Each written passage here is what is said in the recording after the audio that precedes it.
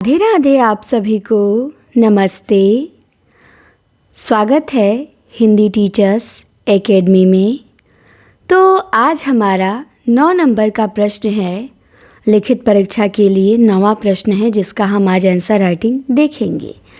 प्रश्न है कि छायावाद के नामकरण पर साहित्यकारों की मान्यताओं पर प्रकाश डालिए तथा छायावाद की मुख्य विशेषताओं को रेखांकित कीजिए। तो ध्यान देंगे, आधुनिक हिंदी साहित्य के विकास का तीसरा चरण छायावाद या स्वच्छंदतावाद का युग है। ये मुख्यतः काव्य आंदोलन का देन है। जो छायावाद है ये मुख्यतः काव्य आंदोलन का देन है, और ऐसा काव्य आंदोलन जो अपनी विशिष्ट अभिव्यंजना प्रणाली तथा नवीन काव्य चेतना के कारण विद्वानों के बीच सबसे अधिक चर्चित रहा। आलोचकों ने इसे विविध रूपों में परिभाषित और व्याख्यायित करने का प्रयास किया है। जैसे हमारे आचार्य रामचंद्र शुक्ल जी जो हैं, ये छायावाद का प्रयोग 2 अर्थों में करते हैं। एक तो रहस्यवाद के अर्थ में, जहाँ उनका संबंध काव्य वस्तु से होता है, और दूसरे अर्थ में वो इसे शैली विशेष मानते हैं। तो शुक्ल जी छायावाद का प्रयोग 2 अर्थों में करते हैं, एक तो रहस्यवाद के अर्थ में और दूसरा काव्य वस्तु के अर्थ में, दूसरा शैली विशेष के अर्थ में, जिसमें लाक्षणिकता, मूर्तिमता, प्रतीक विधान, विरोध, चमत्कार आदि पे बल रहता है। छायावाद शब्द का सर्वप्रथम प्रयोग मुकुटधर पांडे ने शारदा पत्रिका में किया। ध्यान देंगे, छायावाद शब्द का सर्वप्रथम प्रयोग किसने किया? मुकुटधर पांडे ने। किस पत्रिका में? तो शारदा पत्रिका में। इन्होंने छायावाद की सांकेतिक शब्दावली, अतिशय कल्पनाशीलता, अंतरंग सूक्ष्म दृष्टि, चित्रमयता तथा संगीतमयता को विश्लेषित किया है। पंडित जी और शुक्ल जी द्वारा निर्दिष्ट विशेषताओं के इर्द गिर्द ही आगे के आलोचकों ने छायावाद को समझने और व्याख्यायित करने का प्रयास किया। डॉक्टर राम कुमार वर्मा ये आत्मा परमात्मा की छाया प्रतिछाया को क्या कहते हैं? छायावाद कहते हैं, राम कुमार वर्मा। और डॉक्टर नगेंद्र का मत क्या है, ये देखिए। डॉक्टर नगेंद्र कहते हैं कि छायावाद एक विशेष प्रकार की भाव पद्धति है जो जीवन के प्रति एक विशेष भावात्मक दृष्टिकोण था। तो छायावाद को एक विशेष प्रकार की भाव पद्धति कौन कहते हैं? डॉक्टर नगेंद्र कहते हैं कि जीवन के प्रति एक विशेष भावात्मक दृष्टिकोण था। और रामविलास शर्मा ये कहते हैं कि छायावाद स्थूल के प्रति सूक्ष्म का विद्रोह नहीं, वरन थोथी नैतिकता, रूढ़िवाद और सामंती साम्राज्यवादी बंधनों के प्रति विद्रोह रहा है। परंतु ये विद्रोह मध्यम वर्ग के तत्वाधान में हुआ था। इसमें जयशंकर प्रसाद का जो मत है वो सर्वाधिक महत्वपूर्ण है। वो कहते हैं कि छाया भारतीय दृष्टि से अनुभूति और अभिव्यक्ति की भंगिमा पर निर्भर करती है, प्रसाद जी कहते हैं। तो प्रसाद जी का कथन इम्पॉर्टेंट है, और आपको विभिन्न आलोचकों के जो मत होते हैं सभी के छायावाद के बारे में, जिस युग के बारे में जो जिसका कथन होता है वो कथन आपको याद होना चाहिए। कथन तो याद करना पड़ेगा, तभी हम लिखेंगे पूरा, तो कथन याद होना चाहिए। अब हम देखेंगे छायावाद की विशेषताएं जो पूछा गया था। तो छायावाद की निम्नलिखित विशेषताएं हैं। पहली विशेषता हम लिखेंगे वैयक्तिकता। पहली विशेषता क्या लिखेंगे? वैयक्तिकता। छायावादी काव्य की मूलभूत विशेषता व्यक्तिनिष्ठा और आत्माभिव्यंजना है। छायावादी काव्य की मूलभूत विशेषता व्यक्तिनिष्ठा और आत्माभिव्यंजना है। छायावाद में व्यक्तिवाद आध्यात्मिक किस्म का है।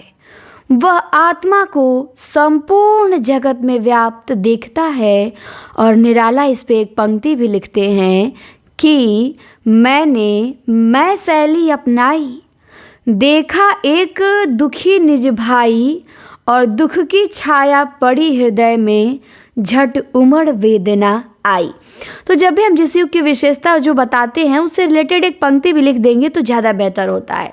नहीं भी लिखेंगे तो भी काम चल जाएगा, बट मान लीजिए 2 लोगों की कॉपी है और एक विशेषता लिखा है, उससे रिलेटेड पंक्ति भी लिख दिया है एग्जाम्पल में, और आप खाली विशेषता लिखे उससे रिलेटेड पंक्ति नहीं लिखे हैं, तो अब थोड़ा बेहतर कॉपी किसकी मानी जाएगी? जिसने उदाहरण भी लिख दिया है।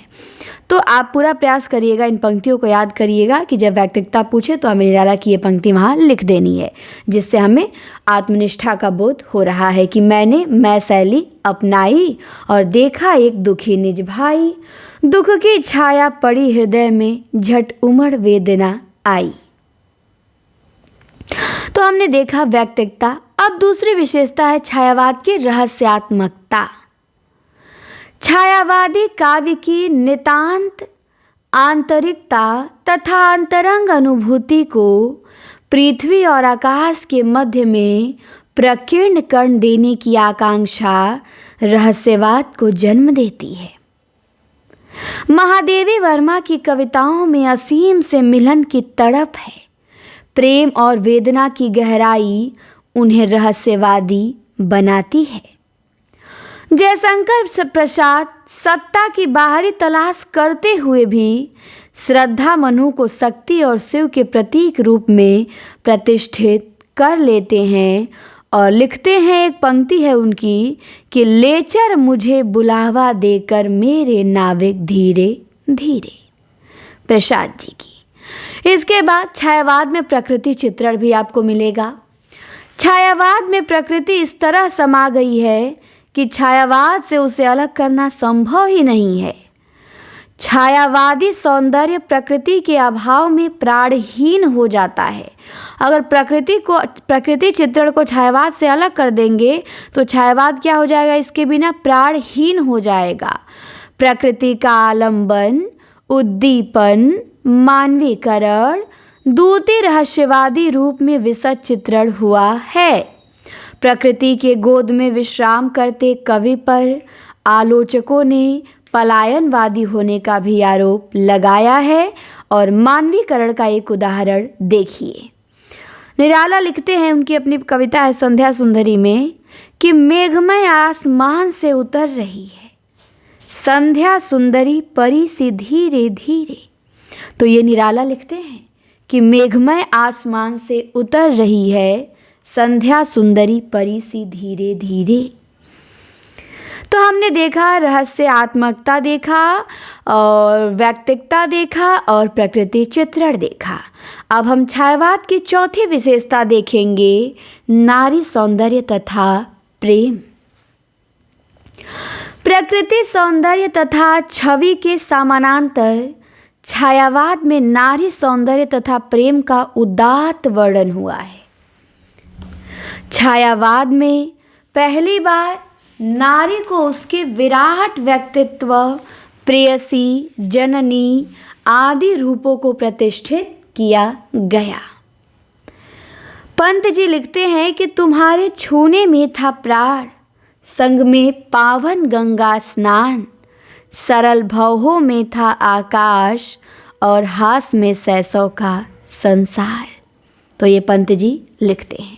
तो ध्यान देंगे कि नारी सौंदर्य तथा प्रेम भी विशेषता है। प्रकृति सौंदर्य तथा छवि के समानांतर छायावाद में नारी सौंदर्य तथा प्रेम का भी उदात्त वर्णन हुआ है।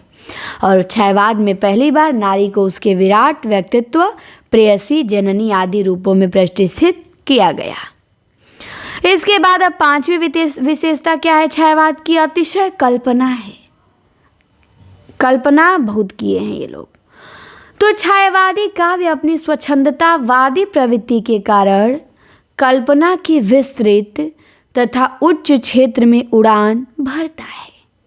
छायावादी कवियों ने अनेक स्थलों पर कल्पना के महत्व को अंकित किया है। और प्रसाद जी तो लिखते भी हैं कि हे कल्पना सुखदान, तुम मनुज जीवन प्राण, तुम विशद व्योम समान, हे कल्पना सुखदान। तुम मनुज जीवन प्राण, तुम विशद व्योम समान।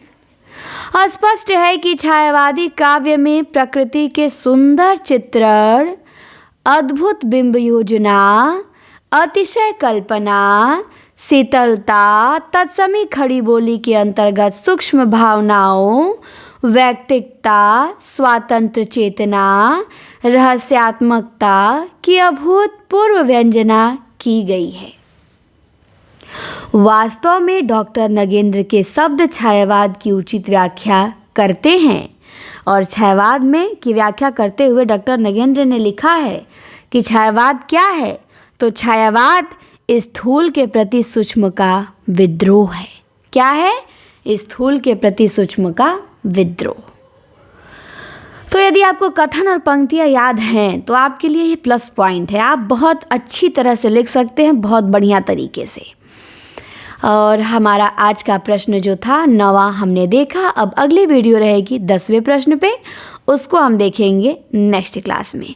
तो ये सीरीज आपको कैसी लगी कमेंट में बताएंगे, कोई डाउट हो वो भी पूछ सकते हैं। चैनल को सब्सक्राइब करिए। जल्दी मिलते हैं अगली वीडियो में। धन्यवाद।